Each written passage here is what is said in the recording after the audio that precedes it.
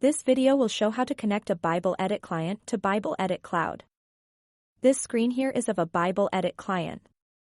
To connect it to the cloud, we click on Settings in the main menu and then on Cloud.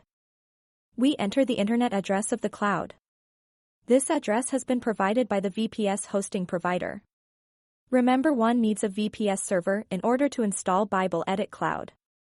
Here we use the address http://bibledit.org.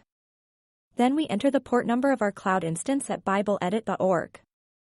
In this case we will use 8090, but your port number may be different. Then we enter username and password.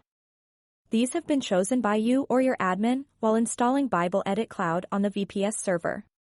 We are using admin for both, but your username and password will be different again. Make sure your operating system does not change the word admin, starting with a small letter, to admin starting with a capital letter, which sometimes happens. Next we click Connect. On the next screen it says, Connection is OK.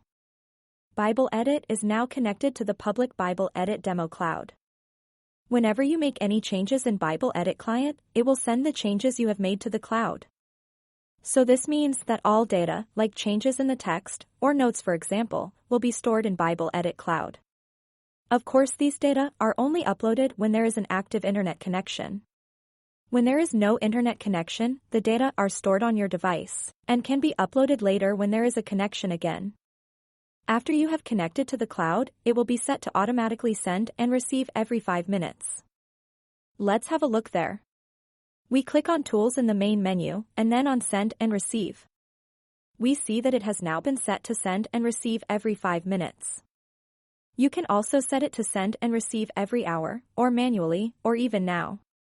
The journal shows the progress of sending and receiving. This is how you connect a Bibledit client to Bibledit Cloud. Now we can download the Bibles which are installed in the cloud, download the available resources via the cloud, and send data for storage in the cloud. Thank you for watching.